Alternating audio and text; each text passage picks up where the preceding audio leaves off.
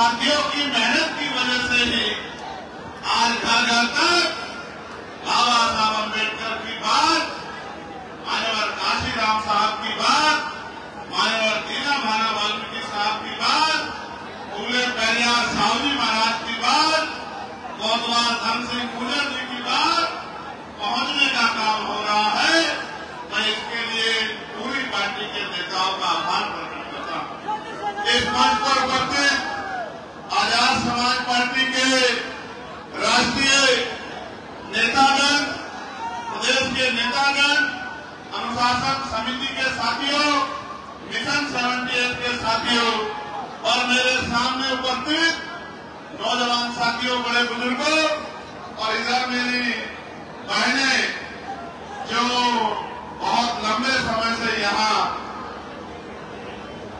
आशीर्वाद देने के लिए पहुंची हैं, मैं आपका बहुत बहुत आभार प्रकट करता हूं इस प्यार और इस आपके विश्वास के लिए जो आपने हम लोगों को दिखाया।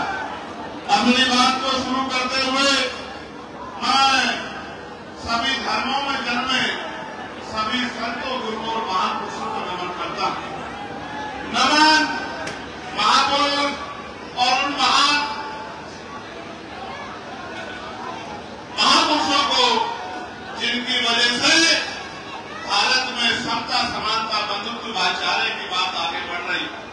मैं महामानव तथागत से लेके संत शिरोमणि सद्गुरु रविदास, भगवान वाल्मीकि, गुरु नानक देव, संत कबीर, नारायण गुरु, गुरु घासीदास, संत गाडगे जी महाराज और मां सावित्रीबाई फुले, मां राष्ट्रपिता ज्योतिबा फुले, मां फातिमा शेख, छत्रपति साहू जी महाराज, डॉक्टर बाबा साहब अम्बेडकर, ईवी पेरियार रामानायक स्वामी, पेरियार लवई यादव, बाबू जगदेव प्रसाद कुशवाहा, जननायक कपूरी ठाकुर, महामना रामसु वर्मा, चौधरी महाराज सिंह भारती, सर छोटू राम, मान्यवर दीना भाना वाल्मीकि और मान्यवर काशीराम साहब को नमन करता। सम्मानित साथियों, ये मेरठ की वो क्रांति रहा है जहां 1857 का गदर, 1857 की क्रांति इसी मेरठ की धरा से शुरू होने का काम किया और कोतवाल धन सिंह गुर्जर और माता देव वाल्मीकि जी ने उसका नेतृत्व कर पूरे भारत की गुलामी की बेड़ियों को काटने का बिगुल इसी मेरठ की धरती से बजाने का काम किया। हालांकि उनके इतिहास को छिपाने का काम किया, उनके इतिहास को चुराने का काम किया, उनको जमी दर्ज करने का काम किया, लेकिन जब तक हम जैसे लोग जिंदा हैं अपने महापुरुषों के इतिहास को न दबने देंगे और न ही किसी को चुराने देंगे। महापुरुषों के इतिहास को हर घर पहुंचाने का काम करेंगे। जिन कोतवाल सिंह, धन सिंह गुर्जर को, इनके इतिहास को, उनके बलिदान को मेरे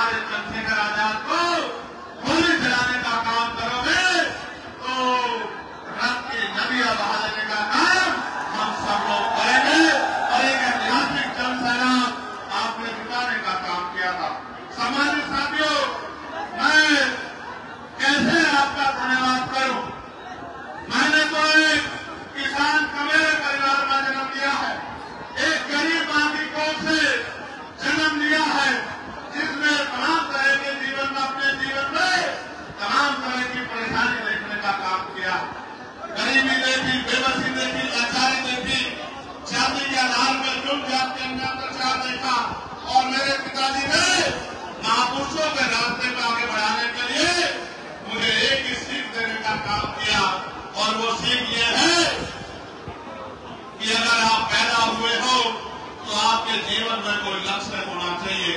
और अगर आपके जीवन में कोई लक्ष्य नहीं है तो आपका दुनिया में आना और जाने का कोई मतलब नहीं बनता। मेरे जीवन में लक्ष्य है आप सबकी गरीबी, बेबसी, लाचारी को खत्म करके आपको मान सम्मान का जीवन दिलाने का लक्ष्य मेरे मन में है।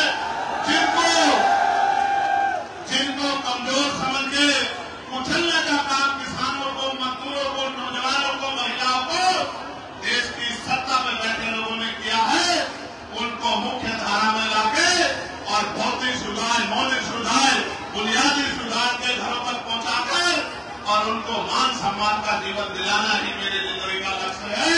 इसीलिए 16 महीने की जेल काटकर, इसीलिए आपको याद होगा जब दिल्ली में गुरुद्वारा तोड़ा गया था और दिल्ली में भी लाखों लोगों का सैलाब उठा के केंद्र की सरकार को झुकाने का काम आप लोगों ने किया था। वो बात भी मैं नहीं भूला। मैं अपने ऊपर बड़ी लाठियों को भूल सकता हूँ, मेरे पैरों के नखून खींच गए उसको भूल सकता हूँ, मेरे हड्डियां तोड़ दी गई मैं उनको भूल सकता हूँ, मेरे खून से होली खेल के मेरे ऊपर गोलियां चला के मुझे मारने का प्रयास किया गया, मैं उसको भूल सकता हूँ। लेकिन आपकी पीठ पे जो लाठियां पड़ी है उनको ये चंद्रशेखर आजाद भूलने वाला नहीं है। इस रैली को करने का भी एक मकसद है, इस रैली को मेरठ में करने का भी एक मकसद है।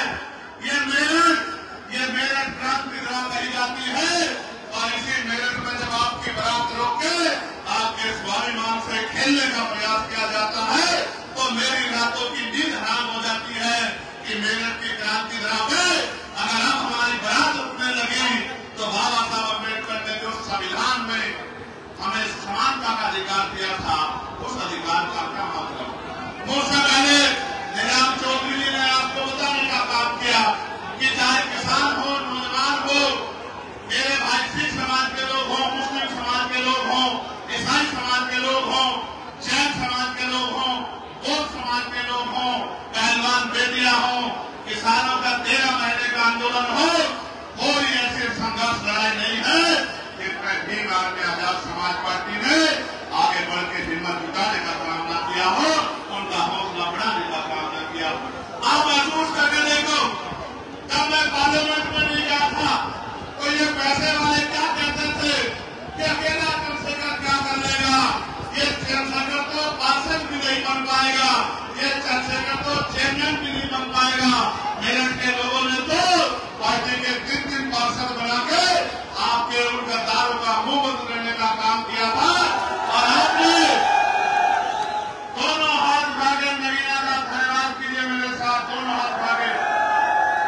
नगीना के लोगों ने अपनी मेहनत करके एक पैसा जुटा के और वोट की ताकत से आपके चंद्रशेखर आजाद को देश की सबसे बड़ी पंचायत में भेजने का काम किया। और आप बताओ, पार्लियामेंट में जाने के बाद कोई एक ऐसा मसला बताओ जिसमें आपने आवाज दी हो और चंद्रशेखर आजाद ने उस मामले को पार्लियामेंट में उठा के आपकी लड़ाई को मजबूत करने का काम न किया। कोई एक भी मामला ऐसा नहीं है। जब संत रविदास महाराज की जयंती का अवकाश नहीं हुआ तो पार्लियामेंट में लड़ करके मैंने अवकाश कराने का काम किया। जब बोध गया का मुक्ति आंदोलन चला 75 साल के इतिहास में और जब से लोकतंत्र लागू हुआ है किसी ने बोध गया मुक्ति की बात नहीं की।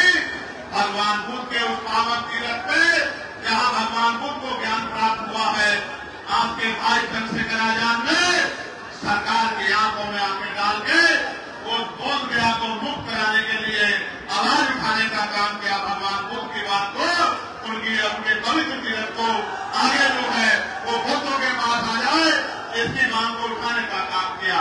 समाजी साथियों, आपको याद होगा पार्लियामेंट में मैंने ही डॉक्टर बाबा साहब अम्बेडकर की जयंती को राष्ट्रीय पर्व घोषित किया जाए इसकी मांग उठाई थी। जब मैंने मांग उठाई तो सरकार के लोगों ने घबराकर बाबा साहब अम्बेडकर की जयंती पे अवकाश घोषित करने का काम किया। आप ये सोचो, अभी तो चंद्रशेखर अकेला वहां है। जिस दिन चंद्रशेखर के साथियों को आपने भेजना शुरू कर दिया, आप ये देखना, अभी तो मुद्दे उठ रहे हैं, फिर कलम पकड़ के आपके काम कराने का काम यही नौजवान करेंगे जो आज आपके सामने मंच पर बैठे हैं और आपकी लड़ाई को लड़ने का काम कर रहे हैं। मैं जानता हूं ऐसे वाले लोग हमारे लोगों का मजाक उठाते हैं, मेरे नौजवान नेताओं का, मेरे भाइयों का मजाक उठाते हैं, कहते हैं नौजवान लोग क्या करेंगे। जब एक चंद्रशेखर पूरी पार्लियामेंट में अपनी पहचान बना सकता है तो ये एक नौजवान उत्तर प्रदेश का इतिहास बदल के रख सकता है। इस बात को भूलना मत मेरे साथी। नौजवान आप समझते हो क्या होता है? नौजवान कभी गैर जिम्मेदार नहीं होता, उसके कंधों पर जिम्मेदारी होती है अपने परिवार की, अपने क्षेत्र की, अपने प्रदेश की, अपने देश की। उसके सीने में आग होती है, राष्ट्रवाद की आग उसके सीने में होती है। नौजवान याद करो आजादी की जंग, करतार सिंह सराफा साहब जिन्होंने सबसे पहले शहादत दी वो 19 साल के थे। शहीद आजम सरदार भगत सिंह 23 साल के थे, जिन्होंने मातृभूमि की रक्षा के लिए प्राणों का बलिदान कर दिया। आज जिन नौजवान नेताओं का आप अपमान करने का काम करते हो विरोधियों, वो दिन दूर नहीं, इन्हीं नौजवानों में से कोई विधायक होगा, कोई सांसद होगा, कोई जिला पंचायत का सदस्य होगा, कोई जिला पंचायत का अध्यक्ष होगा, कोई चेयरमैन होगा, कोई प्रमुख होगा। एक दिन जनता ने जिस तरह मेरे सर पे हाथ रखा है, मेरी बात पे पहरा देके इनके सरों पे हाथ रख दिया, वो दिन दूर नहीं कि इन गरीबों की तरफ हाथ उठाने वाला ज्यादा दिन तक चैन की जिंदगी नहीं जी पाएगा। उसको मिट्टी में मिलाने का काम आपकी संवैधानिक ताकत करेगी। मेरी बात को आप याद रखना। अब वो समय बदल गया है, समय बदल गया। हालांकि आप ये भी समझो हमारी लड़ाई धर्म की नहीं है। सरकार झूठे राष्ट्रवाद की बात करती है। अगर ये भारत असल भारत बना है तो सम्राट अशोक के समय में बना है, जब इसकी सीमाएं अफगानिस्तान तक थी, ईरान तक थी। अगर ये दोबारा कभी अपना भारत बना है तो ये डॉक्टर बाबा साहब अम्बेडकर के संविधान की वजह से बना है, जो संविधान आपको और मुझे बराबरी का अधिकार देता। सामान्य साथियों, जिसे जिसे ये विरोधी गिराने का काम करेंगे उसका हाथ पकड़ के हम उनको उठाने का काम करेंगे। आगे देखो, लड़ाई धर्म की नहीं है, लड़ाई राष्ट्रवाद की नहीं है, लड़ाई अगर देश में है तो रोटी कपड़ा मकान की। क्या आज आप सब लोगों को खाने के लिए अच्छा भोजन, पीने के लिए साफ पानी, पहनने के लिए अच्छे कपड़े और रहने के लिए पक्की छत मिली है? आप सरकार किसको कहती है कि हम 80 करोड़ लोगों को सस्ता राशन देते हैं? ये 80 करोड़ लोग कौन है? मुझे बहुत जिम्मेदारी से कहना पड़ेगा, ये 80 करोड़ लोग इस भारत के मूल निवासी हैं, इस भारत के बहुजन समाज के लोग हैं, इस भारत के दलित, पिछड़े, मुसलमान, आदिवासी और अन्य धर्मांतरसंख्यक समाज के लोग हैं, जिनको आप अपनी व्यवस्था में आज भी गरीब बना के रखना चाहते हैं। मैं आ रहा था, जगह जगह पर स्वागत हुआ, धूप इतनी शानदार थी, फिर भी नौजवान बैठा हुआ था और लोग मुझसे पूछते हैं कि भाई चंद्रशेखर आजाद, इतनी हिम्मत आप मेरे पास से आती है? जिस समाज का नौजवान गुलामी की बेलियों को काटने के लिए खड़ा हो जाए, वो समाज ज्यादा दिन तक हाशिए पे नहीं रह सकता। इस बात को मैं समझता हूँ और इस बात को आपको भी समझना पड़ेगा। मैं ये भी मानता हूँ, जिस समाज में सच सुनने की आदत नहीं होती, उनके सामने सच बोलने वाला मुजरिम होता है। आप ये बताओ, क्या मैंने कभी आपका हाथ छोड़ा है?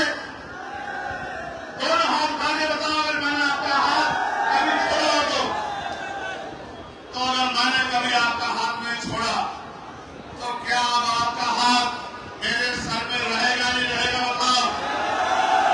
मेरी बात को गौर से सुनो। मुस्लिम समाज के भाइयों, जब मुस्लिम समाज में चाहे वक्त का मामला हो या आपकी मस्जिदों, मदरसों, दरगाहों को जमी दर्ज करके या बुलडोजर चला के जब मुस्लिम भाइयों को काम किया हो, इंसानियत की सवाल को दीवार में आजाद समाज पार्टी ने मजबूत करने का काम किया और सरकार से लोहा लेने का काम किया। बहुत सारे लोगों को तो मुसलमान लोग कहने में भी तकलीफ होती है, लेकिन दीवार में आजाद समाज पार्टी ने कभी इस तरह का व्यवहार आपके साथ नहीं किया। और आप जिनको वोट देते हो, वो वोट लेने के बाद 5 साल कभी दिखाई भी नहीं देते। जब आप काम कराने जाते हो तो वो कहते हैं हमारे पास ताकत नहीं है। अरे मैं समझता हूँ आप में ताकत नहीं है, उससे भी बड़ी बात यह है कि आप इनको पैरों पर खड़ा ही नहीं करना चाहते। आज प्रदेश की स्थिति क्या है? बाल प्रजापति, कश्यप, सैनी, मौर्य, साके, कुशवाहा, बिंद, राजपूत, केवट, मन्ना, नाथ, पूजन, यादव, तमाम पिछड़े वर्ग के लोग, जाटा समाज के लोग, खानू समाज के लोग, वाल्मीकि समाज के लोग, पासी समाज के लोग, तमाम उनके पढ़े लिखे बच्चे बेरोजगार घूम रहे हैं। कहीं कोई रोजगार नहीं है। कोई भर्ती आती है तो पेपर लीक हो जाता है, कोई भर्ती आगे बढ़ती है तो आरक्षण का घोटाला हो जाता है। 69,000 शिक्षक भर्ती में जो धर्म की बात करते हैं, दलित पिछड़े वर्ग के बच्चों के 20,000 पद लूटने का काम इसी उत्तर प्रदेश की सरकार ने किया और उन पर मुकदमा नामजद करा के उनको मिठाई खिलाने का काम इसी उत्तर प्रदेश की सरकार ने किया। सम्मानित साथियों, अगर सरकारी नौकरी नहीं होगी तो फिर आपके बच्चे कैसे आगे बढ़ेंगे? प्राइवेट सेक्टर में क्या है हमारे पास? इसलिए मैंने पार्लियामेंट में प्राइवेट मेंबर बिल में लेके आया कि भाई प्रतिनिधि क्षेत्रों में भी कमजोर वर्गों के लोगों को आरक्षण मिलना चाहिए। और आरक्षण की कीमत उनसे पूछो जिनका बच्चा इस आरक्षण की वजह से नौकरी पे गया है। नौकरी पे जाने के बाद उसने अपने गरीब परिवार के आंसू पूछने का काम किया। जिन्होंने आरक्षण की लड़ाई नहीं लड़ी, उनको आरक्षण की शक्ति का नहीं पता है।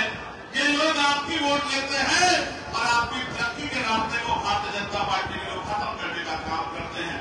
इसलिए आज यहाँ इस मंच से मैं आपसे अपील करने के लिए आया हूँ, अगर स्वाभिमान सम्मान का जीवन चाहिए तो कीमत चुकाने के लिए तैयार हो जाओ, संघर्ष करने के लिए तैयार हो जाओ, मैदान में उतरने के लिए तैयार हो जाओ। क्योंकि मैं जानता हूँ जिस दिन आपने तय कर लिया, दुनिया की कोई ताकत आपके हौसले को कमजोर नहीं कर सकती है और कोई भी बड़ी से बड़ी ताकत आपके सामने नहीं दिख सकती है। ये बात मैं डॉक्टर बाबा साहब अम्बेडकर के मानने वालों की जानता। प्यारे साथियों, आज कोई जिला ऐसा नहीं है जहां दलितों की खान ना पीटी जा रही हो, पिछड़ों की खान ना पीटी जा रही हो। कोई ऐसा जिला नहीं है। कई मार के रखते हैं, कई बहन बेटियों का रेप करते हैं, कई घर जलाते हैं। जो जमीनें हमें मिली थी, सरकार उन जमीनों को छीनने का काम कर रही है और कोई आपका रखवाला दूर दूर तक नजर नहीं आता। जो आज आपके साथ नहीं खड़ा, वो कल आपकी क्या मदद करेगा? मैं आपको ऐलान करके कहता हूं, अगर आपकी लोग को याद उठाए तो भीम आर्मी आजाद समाज पार्टी को याद करना। ये सब लोग आपके सम्मान में, आपके सम्मान में और आपकी ताकत को बढ़ाने के लिए, क्योंकि मैं भी जानता हूं, मैंने ये सुना है कि मेरठ जिसके साथ होता है उत्तर प्रदेश और केंद्र में उसी की बात गलती है। इसलिए मैंने मेरठ को चुना है सबसे पहले कि मेरठ के लोगों का आशीर्वाद मुझे मिलना चाहिए। बताओ मेरठ का आशीर्वाद मिलेगा नहीं मिलेगा? अब एक बात को गौर से सुना, नौजवानों आपसे भी कह रहा हूं, बहुत तमन्नाएं लेके हम लोग संघर्ष में कि बुनियादी सुविधा मिले, रोटी कपड़ा मकान मिले, नौजवानों को रोजगार मिले, महंगाई और तमाम तरह की परेशानियां खत्म हो। आप महसूस करके देखो, बिजली के दाम से लेके पानी के दाम, सड़क कहाँ बनेगी, स्कूल कहाँ बनेगा, यूनिवर्सिटी कहाँ बनेगी, मेडिकल कॉलेज कहाँ बनेगा, नौकरी किसे मिलेगी, रोजगार किसे मिलेगा, इंडस्ट्रियल एरिया किसे कहाँ लगेगा, ये सब सरकार तय करती है। और 2027 में 15 साल का सूखा हो जाएगा। 15 साल का, 15 साल में क्या देखा हमने? थाने में जाते हो सुनवाई नहीं होती, सरकारी दफ्तरों में जाते हो सुनवाई नहीं होती, जुल्म जाती होती है, न्याय नहीं मिलता। इस 15 साल के सूखों को खत्म करने के लिए दिन रात हम लोग जुटे हैं। इस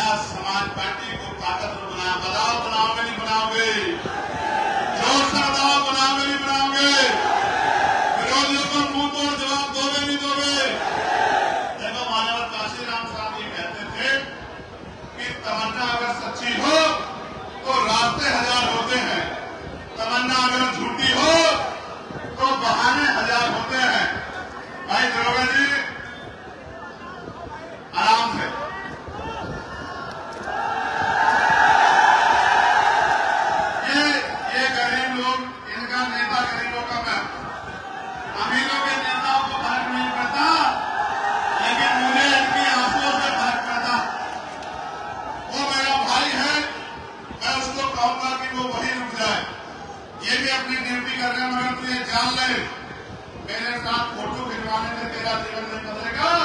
जिस दिन कलम में ताकत होगी, रोजगार देकर तेरा जीवन बदलने का काम। जब रोजगार मिलेगा, 4 पैसे जेब में होंगे, तो माँ को हवाई जहाज का सफर कराना, माँ को देश दुनिया दिखाने का काम करना, बहनों के सपने पूरे कराने का काम करना, तब जाके मेरे दिल में भी खुशी होगी जब इस काम को आप लोग करने का काम करोगे। मेरी माँ को दुनिया दिखाने का काम करोगे, उनके आंसू पूछने का काम करोगे, उनको सुख सुविधा देने का काम करोगे, उनकी तकलीफों को दूर करने का काम करोगे, तभी जाके मेरे दिल में ठंडक पड़ेगी। और कोई इसके अलावा रास्ता नहीं है। भाई आप चिंता न करो, आपकी मेहनत और हम सबकी मेहनत मिलकर 2027 में उजाला करने का काम करेगी। मेरे लोगों याद रखना, प्यारे साथियों, कुछ मांगे जो मुझको दी गई थी कि इन मांगों पर चर्चा होनी चाहिए। मैं आपको विश्वास दिलाता हूं, आपकी मांगों को पार्लियामेंट में उठाने का काम करूंगा। मैं आपको इस बात का विश्वास दिलाता हूं। मांग ये है कि हस्तिनापुर क्षेत्र को पर्यटक स्थल घोषित किया जाए और रेलवे लाइन से जोड़ा जाए। जिसकी क्षेत्र के लोगों द्वारा लंबे समय से मांग चली आ रही है।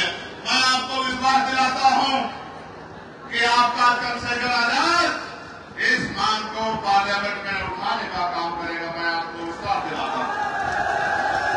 आपकी मांग है शहीद धन सिंह कोतवाल जी को भारत रत्न दिया जाए की मांग आपने की है। मैं इस मांग को पार्लियामेंट में उठाने का काम करूंगा। मैं आपको विश्वास दिलाता हूं। और आपने ये भी मांग की है कि भारतीय सेना में गुजर रेजिमेंट बनाई जाए। आपकी इस मांग को भी मैं पार्लियामेंट में उठा चुका हूं। अभी राजकाज हम पे नहीं है, वरना हम इसको पूरी भी कर देते। मेरी बात को आप याद रखें। आपकी ये भी मांग है कि मान्यवर साहब काशीराम जी को भारत रत्न से सम्मानित किया जाए। मैं इस बात को भी जोर शोर से पार्लियामेंट में उठाने का काम करूंगा। और एक चीज देखिए आपने भाटी जी, जब मैं गुजर रेजिमेंट बनाने की मांग कर रहा हूं तो ये तमाम लोग ताली बजा के उसका स्वागत कर रहे हैं। इस बात को तोड़ने के लिए मेरे जाने के बाद ये चोटी का जोड़ लगाया जाएगा कि ये गुजर पिछड़े दलित समाज में, मुस्लिम समाज में एकता ना बन जाए। आप देखो इनका दिल कितना बड़ा है। बताओ गुजर रेजिमेंट बननी चाहिए। मैं सम्मानित साथियों, एक रेजिमेंट की मांग जो जमात रेजिमेंट की मांग, वो बहुत पुरानी रेजिमेंट की जानकारी लेते हो। मैं उसका इतिहास भी बता देता हूं। ऐसा नहीं कि मैं हवाई बात करता वकील। ये एक ऐसी रेजिमेंट थी जिसने सेकेंड वर्ल्ड वॉर में बर्मा में जाके अपना लोहा मनवाने का काम किया था और बैटल ऑफ ऑनर लेने का काम किया था। अंग्रेजों ने रेजिमेंट को खत्म करने का काम किया, क्योंकि इस रेजिमेंट में आजाद हिंद फौज जो देश के लिए लड़ रही थी, उनके खिलाफ लड़ने से मना कर दिया था। ये वफादार, राष्ट्रवादी और देश के प्यार करने वाली रेजिमेंट थी। मैं इस रेजिमेंट को बहाल करने की मांग भी पार्लियामेंट में उठा चुका हूं, क्योंकि मैं मानता हूं कि आज हमारा एक नौजवान देश की सेवा में योगदान देना चाहता है। बॉर्डर पे जाके दुश्मन को धूल मिट्टी लगाना चाहता है। मैं इस बात को मानता हूं। मैं तो चाहता हूं हर किसान को मेरे की भारतीय सेना में पर्याप्त हिस्सेदारी होनी चाहिए। देश की शिक्षा और चिकित्सा एक समान की जानी चाहिए। इन दोनों मांगों को मैं पार्लियामेंट में उठा चुका हूं कि राष्ट्रपति हो या किसान मजदूर की संतान, सबको शिक्षा एक समान, सरकारी स्कूल में सबको पढ़ाओ और बेहतर से बेहतर शिक्षा दिलाओ, तो गरीब का बेटा भी पढ़ लिख के आगे बढ़ सके और शिक्षा रूपी हथियार का फायदा ले सके। और सरकारी हॉस्पिटल में भी सबको पर्याप्त इलाज मिले, प्राइवेट में जेब ना करे, टैक्स के नाम पे लूट ना हो। इसकी मांग भी मैं कर चुका हूं। देश में कर्मचारियों की ये मांग है कि पुरानी पेंशन बहाल की जाए। कई बार पार्लियामेंट में बात उठा चुका हूं, लेकिन निगम में सरकार कर्मचारियों के दुख को नहीं समझती।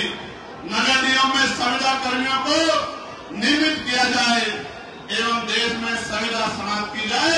मैं आपको विश्वास दिला कहता हूं, जितने संविदा कर्मचारी अभी जिस डिपार्टमेंट में लगे हैं, आजाद समाज पार्टी ताकत में आने के बाद सबको पक्की नौकरी हम लोग दिलाने का काम करेंगे।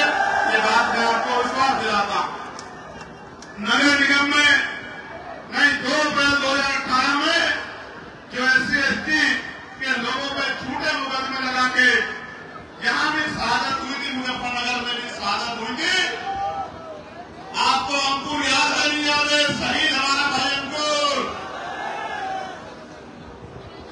उन झूठे मुकदमों को वापस लिया जाए, इसकी मांग भी मैं पार्लियामेंट में उठा चुका हूं।